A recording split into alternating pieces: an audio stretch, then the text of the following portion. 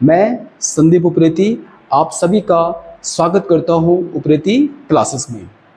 कल की क्लास में हम लोगों ने यहाँ पर वॉल्केनोस के बारे में पढ़ा था कि वॉल्केनोस क्या होते हैं। आज की इस क्लास में हम यहाँ पर पढ़ने वाले हैं डिफरेंट टाइप के जो वॉल्केनोस होते हैं। यानी आज हम पढ़ेंगे क्लासिफिकेशन ऑफ वॉल्केनोस। बहुत इम्पॉर्टेंट है ये टॉपिक, और अगर आप किसी भी लेवल का एग्ज़ाम देने जा रहे हैं तो डेफिनेटली आपको इस सेगमेंट से क्वेश्चन जरूर मिलेगा। तो क्लासिफिकेशन ऑफ वॉल्केनोज को समझने से पहले आपको यहाँ पर इस जो मैंने टेबुलर फॉर्म में यहाँ पर एक चार्ट बनाया हुआ है, इस चार्ट को समझना होगा। यहाँ पर जो वॉल्केनोज होते हैं बेसिकली हम इनको क्या करते हैं, टू पार्ट्स में इनको डिवाइड किया जाता है। यानी पहले पार्ट में on the basis of frequency of eruption, मतलब क्रियाशीलता के आधार पर, और दूसरा है हमारा उद्गार के आधार पर, यानी on the basis of eruption. जब हम on the basis of frequency of eruption की बात करेंगे तो इस आधार पर एक्टिव, डोरमेंट और एक्सटिंक्ट यानी सक्रिय, प्रक्षुब्ध और विलुप्त ज्वालामुखी तीन तरह के होते हैं।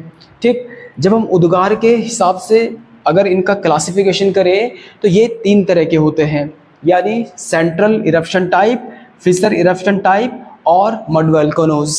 ठीक, अब जो सेंट्रल इरप्शन टाइप होता है इसको भी हम 6 कैटेगरी में डिवाइड करते हैं। पहला है उसमें Hawaiian type of volcanic eruption, दूसरा है स्ट्रोम्बोलियन टाइप ऑफ वॉल्केनिक इरप्शन, तीसरा है वोल्केनियन टाइप ऑफ वॉल्केनिक इरप्शन, चौथा है Vesuvius type of volcanic eruption, पांचवा है प्लिनियन टाइप ऑफ वॉल्केनिक इरप्शन, और लास्ट में है हमारा pillion type of volcanic eruption. तो ये है क्लासिफिकेशन डिफरेंट तरह के वॉल्केनोज का। तो आइए अब हम समझते हैं इनको वन बाय वन।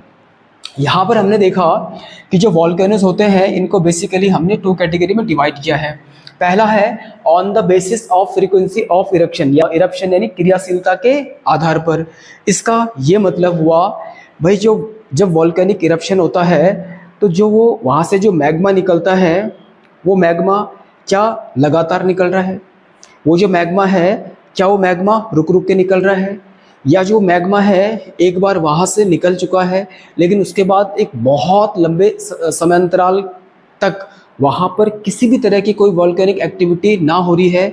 तो इस क्रियाशीलता के आधार पर हम वॉल्केनोज को 3 कैटेगरी में डिवाइड करते हैं। पहला है आपका एक्टिव वॉल्केनो, जिसको सक्रिय ज्वालामुखी कहा जाता है, डोरमेंट यानी जिसको बोला जाता है प्रक्षुब्ध, और एक्सटिंक्ट जिसे कहा जाता है यानी विलुप्त ज्वालामुखी। तो सबसे पहले हम बात करेंगे एक्टिव या सक्रिय ज्वालामुखी। एक्टिव ज्वालामुखी का मतलब होता है यानी ऐसे ज्वालामुखी, ऐसे वॉल्केनोज जहाँ से जो मैग्मा होता है वो लगातार निकल रहा होता है, या एक फिक्स टाइम इंटरवल में वो लगातार निकल रहा होता है।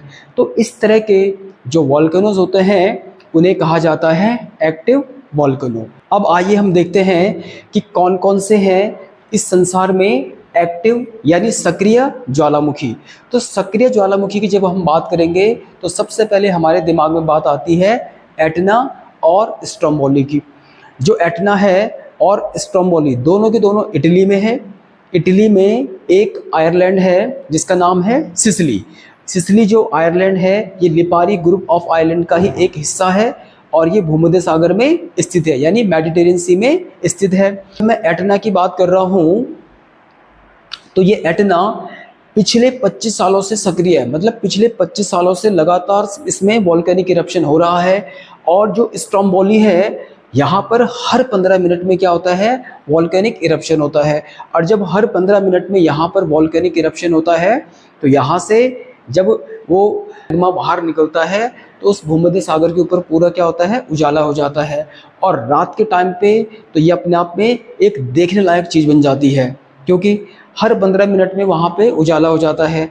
यही तो कारण है कि जो स्ट्रोम्बोली है इसको भूमध्य सागर का प्रकाश स्तंभ या लाइट हाउस ऑफ मेडिटेरियन सी कहा जाता है, जो कि इम्पोर्टेंट भी है आपके एग्जाम के लिए।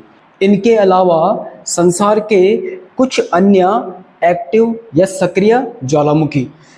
इसके बाद सेकंड टाइप का जो हमारा यहाँ पर ज्वालामुखी होता है उसे कहा जाता है डोरमेंट या इसे कहा जाता है प्रक्षुप्त। इस प्रकार के जो ज्वालामुखी होते हैं इनमें जैसे एक बार वोल्केनिक इरप्शन हो गया, इसके बाद बहुत लंबे टाइम तक इन पे वोल्केनिक इरप्शन नहीं होता, लेकिन इनमें हमेशा पॉसिबिलिटीज़ बनी रहती है, कभी भी इनमें वोल्केनिक इरप्शन हो सकता है। तो ये जो ज्वालामुखी होते हैं इस तरह के, ये सबसे ज़्यादा डेंजरस होते हैं। डोरमेंट वोल्केनोज का जो सबसे बेस्ट एग्जांपल है वो है वेसुवियस, ये इटली में है। दूसरा क्राकाताओ, ये इंडोनेशिया में है, जावा और सुमात्रा आइलैंड के बीच में सुंडा जलसंधि में। और भारत की हम बात करते हैं तो यहाँ पर नारकोंडम, ये अंडमान निकोबार में है, ये भी एक आपका डोरमेंट वोल्केनो का एग्जाम्पल है।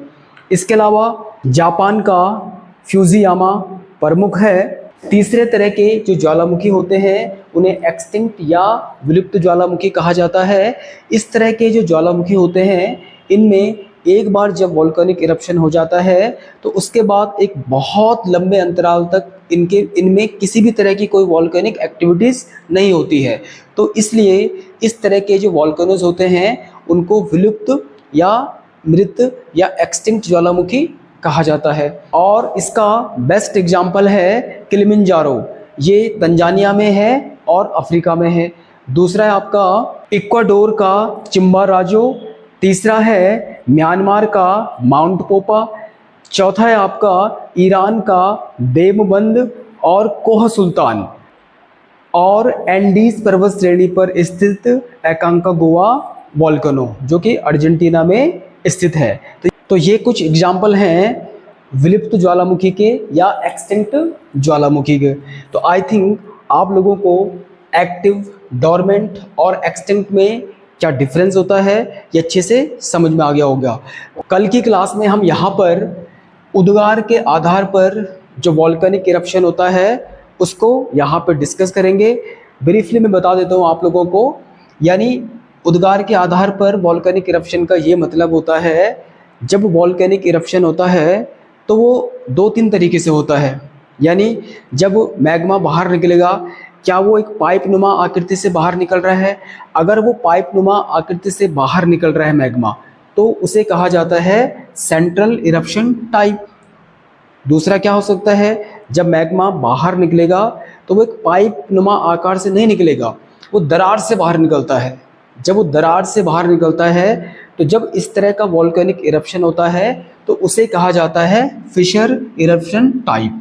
और तीसरे टाइप का यहाँ पर इस तरह का वोल्केनोज होते हैं जहाँ से सिर्फ मिट्टी और कीचड़ बाहर निकलता है। तो उस तरह के जो ज्वालामुखी होते हैं उनको कहा जाता है मड वोल्केनोज। अब यहाँ पर सेंट्रल इरप्शन टाइप जो वोल्केनोज होते हैं, मतलब जहाँ पर मैग्मा एक पाइप के द्वारा बाहर निकल रहा होता है, इनको 6 कैटेगरीज में डिवाइड किया जाता है जिसे हम कल की क्लास में यहाँ पे डिस्कस करेंगे। तो आई होप आप लोगों को आज की क्लास समझ में आ गई होगी। अगर आपको ये क्लास पसंद आती है तो प्लीज़ यार इस पर कमेंट ज़रूर करें और चैनल को सब्सक्राइब करना बिल्कुल ना भूलें और बगल में जो बेल आइकन होता है ना उसको भी दबाना बिल्कुल ना भूलें, क्योंकि अगर आप बेल आइकन को दबा देते हैं तो जब मैं यहाँ से कोई वीडियो आपको भेजूंगा तो नोटिफिकेशन सबसे पहले आपको जाएगा। इस क्लास को मैं यहीं पर एंड कर रहा हूँ। मिलते हैं कल फिर हम एक और नई इंटरेस्टिंग क्लास में। Thank you so much.